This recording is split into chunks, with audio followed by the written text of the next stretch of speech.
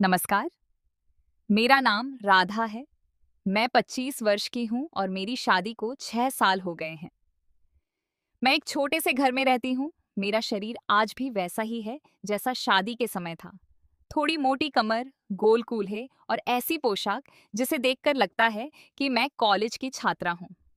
मेरी आंखें गहरे भूरे रंग की हैं जो मुस्कुराने पर और भी गहरी हो जाती हैं और मेरे होंठ हल्के लाल हैं जो बोलते समय हल्के से हिलते हैं।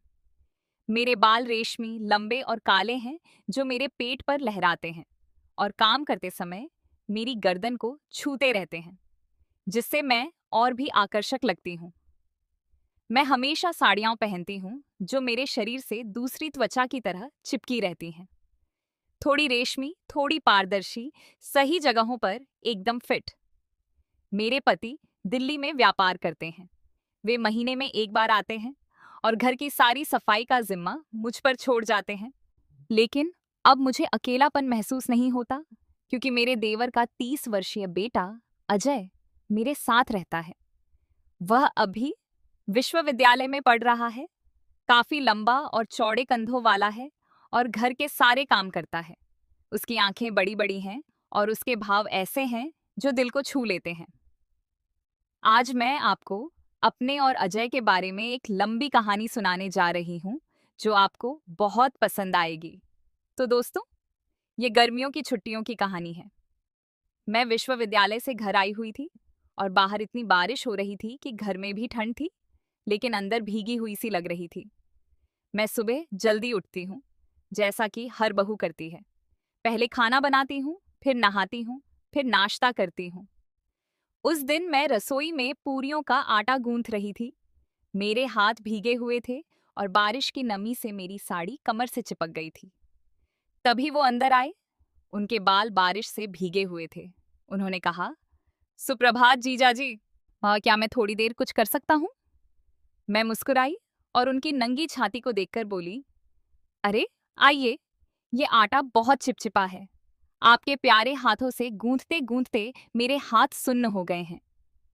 उन्होंने महसूस किया और मेरे करीब आए, इतने करीब कि उनकी सांसें मेरी गर्दन को छू रही थीं।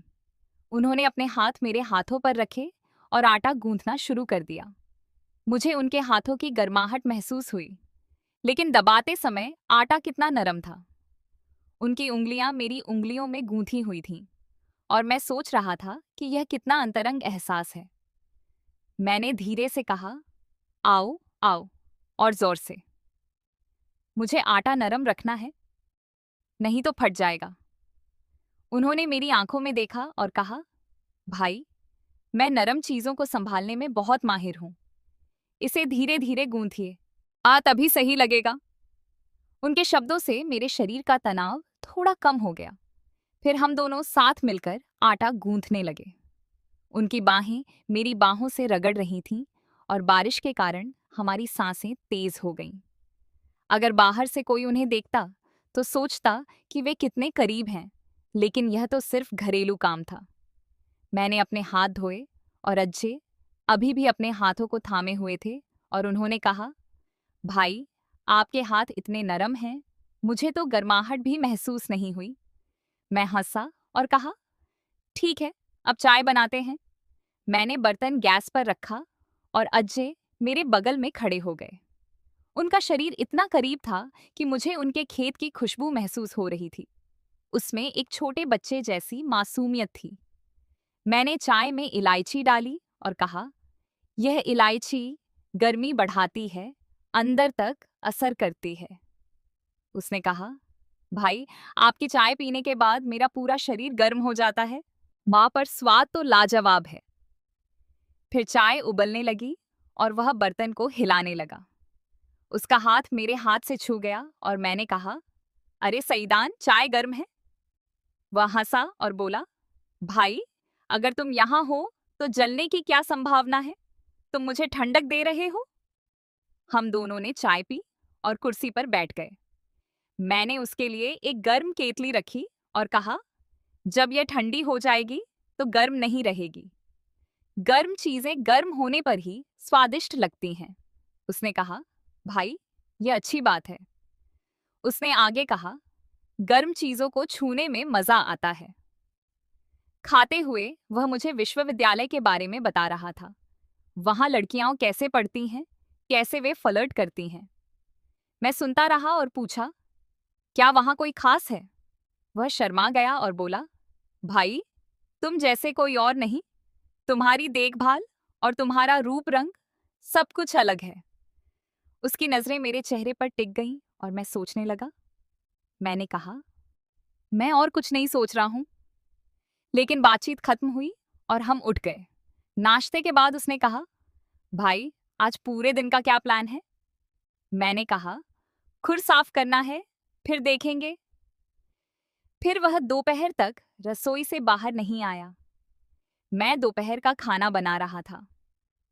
मैं सब्जियां छील रहा था। आओ, आओ, उसने कहा। भाई, मैं इन्हें छील देता हूं। मैंने उसे चाकू दिया, लेकिन उसने छीला नहीं। उसके हाथ तेजी से चल रहे थे और मैंने कहा, चलो, धीरे धीरे छीलो। सब्जियां नरम हैं, जोर से दबाओगे तो मसल जाएंगी। उसने कहा, भाई, मुझे नरम चीजों को संभालना आता है। इन्हें आराम से संभालो। हम दोनों साथ साथ छीलते रहे। रसोई छोटी होने के कारण उसके घुटने मेरे घुटनों से रगड़ रहे थे। बारिश से नमी थी। मैंने थोड़ा सिर नीचे झुकाया ताकि ठंडक मिले। चलो, उसने मेरी तरफ देखा, लेकिन मैंने अपना सिर थाली से हटा लिया। मैं सोचने लगा, लड़का अब बड़ा हो गया है। शायद उसके कुछ विचार हों। लेकिन उसने कुछ नहीं कहा। हमने दोपहर का खाना खाया और बातें की। उसने कहा, भाई, आपका खाना खाने के बाद मेरी ऊर्जा बढ़ जाती है। मैंने कहा, हाँ, अच्छा खाना सब कुछ बेहतर बना देता है। फिर दोपहर में हमने थोड़ा आराम किया, लेकिन बारिश के कारण मुझे नींद नहीं आ रही थी। मैं बिस्तर पर लेटा हुआ था। आओ भाई, क्या मैं आपके पैर दबा दूं? आप थक गए होंगे। मैंने कहा, नहीं, लेकिन अगर अच्छा लगे तो। उन्होंने कहा, आओ भाई, क्या मैं आपके पैर दबा दूं? उन्होंने कहा, अगर अच्छा लगे तो। और फिर उन्होंने पैर दबाना शुरू कर दिया। उनके हाथ मेरे पैरों पर थे। वे धीरे धीरे मुझे दबा रहे थे। मैंने अपनी आंखें बंद कर ली और महसूस किया कि उनके हाथ थोड़ा ऊपर जा रहे हैं, लेकिन सिर्फ मेरी जांघों तक। मैंने कहा, बस करो, चलो, बहुत अच्छा लग रहा है। उन्होंने कहा, भाई, आया, आपके पैर कितने मुलायम हैं। इन्हें दबाने में कितना मजा आ रहा है। मैंने कहा, हाँ, मुझे भी अच्छा लग रहा है। वे मेरे साथ बहू जैसा व्यवहार कर रहे थे। फिर खाना खाने के बाद हम उठे और मैंने कहा, चलो कमरा ठीक करते हैं। ऊपर का सामान निकालो। वे स्टूल पर चढ़ गए और मैं नीचे खड़ी थी। उन्होंने मुझे सामान दिया और कभी कभी उनका पैर मेरे कंधे को छू जाता था। मैंने कहा, चलो चलते हैं। उन्होंने कहा, भाई, मैं हमेशा आपकी गोद में सुरक्षित हूं। मैं कभी गिरना नहीं चाहूंगा। सामान निकालते समय मुझे पुरानी चीजें मिली। मैं अपनी पुरानी गोल गोल तस्वीरें देखने लगा। हम एक तस्वीर देखने लगे। मैं जवान था। उन्होंने कहा, भाई, आप अभी भी वैसे ही हैं, कोई बदलाव नहीं। मैंने कहा, समय बीत जाता है, पर भावनाएं वही रहती हैं। वे मेरे पास बैठ गए और तस्वीरें देखते हुए उनके हाथ बार बार मेरे हाथों से छू रहे थे। शाम हो गई। हम थक गए थे। मैंने कहा, माँ, चलो चाय पीते हैं। उन्होंने कहा, भाई, आज आपके साथ रहना कितना अच्छा लगा। मैं मुस्कुराया और बोला, हाँ, करीबी रिश्ते ऐसे ही होते हैं। फिर रात को मैंने खाना बनाया। मैंने कच्छी और अचार चखा, लेकिन खाते हुए उन्होंने कहा, भाई, आपकी कच्छी में क्या खास है जो इतनी स्वादिष्ट दिखती है? मैंने कहा, यह एक राज है, लेकिन बताओ, मैंने इसमें थोड़ा प्यार मिलाया है। वे हंसे और बोले, भाई, आपका प्यार हर चीज में है। खाने के बाद हम छत पर चले गए। बारिश हुई है। हवा थम गई थी। ठंड थी। अजय मेरे पास बैठ गया और बोला, भाभी, चांद कितना चमकीला है। आपको भी उतना ही चमकीला होना चाहिए। मैंने कहा, अजय, ऐसी बातें मत करो। लेकिन उसने कहा, भाभी, ये सच है, आपसे बात करके मेरा दिल खुश हो जाता है। हम उसके भविष्य और मेरे जीवन के बारे में बातें करते रहे। फिर रात हो गई और हम सो गए। मैं सोचने लगी, यह लड़का कितना ध्यान देता है, लेकिन मुझे इसे एक सीमा में रखना होगा। अगली सुबह अजय पहले उठा। मैं उठी तो वह रसोई में चाय बना रहा था। मैंने कहा, आज मैंने 2 चाय बनाई हैं। उसने कहा, भाभी आप तो हर दिन बनाती हैं। आज मैं अपने कमरे में बैठी थी और वह चाय लेकर आया। हम चाय पी रहे थे। उन्होंने कहा, भाभी मैंने इसमें इलायची डाल दी है, इससे तीखापन और बढ़ जाएगा। मैंने उसे पीकर कहा, हाँ तीखा तो है पर स्वादिष्ट भी है। फिर उन्होंने नाश्ता बनाया। वे मेरे साथ उस रोटी को भून रहे थे और मैं उनके हाथों के इशारे देख रही थी। मैंने कहा, वाह, आपके हाथ कितने ताकतवर हैं। क्या फायदा? उसने कहा, भाभी क्या आपके पास मेरे लिए कुछ है? नाश्ता करते समय मैं पड़ोस की आंटी की खबर के बारे में बात कर रही थी। उन्होंने कहा, भाई तुम सबके चहेते हो। मैंने कहा, क्यों? उन्होंने कहा, तुम्हारी देखभाल की वजह से। फिर दोपहर में मैंने कहा, चलो कुछ पुराना करते हैं। मैंने कहा, चलो माँ ये पुराना पत्र देखते हैं। उसने डिब्बा खोला और पढ़ने लगा। ये मेरे पति का पत्र था। पुराना पत्र। भाई अंकल, आप कितने समझदार लगते थे। मैंने कहा, हाँ, लेकिन अब सब कुछ बदल गया है। वह मेरे पास आया और बोला, भाई अगर मैं एक पत्र लिखूं। मैंने कहा, किसे? उसने कहा, शुक्रिया। फिर शाम को हम आंगन में गए। मैं फूलों को देख रही थी। मैंने चिल्लाकर कहा, आओ, लेकिन वे हंसते रहे। उसने मुझे पकड़कर खड़ा किया और बोला, माफ करना भाई, लेकिन अब गीले होने पर तुम और भी ज्यादा आकर्षक लग रहे हो। मैंने कहा, शरारत मत करो। फिर रात को हम टीवी पर एक फिल्म देख रहे थे, रोमांटिक देसी।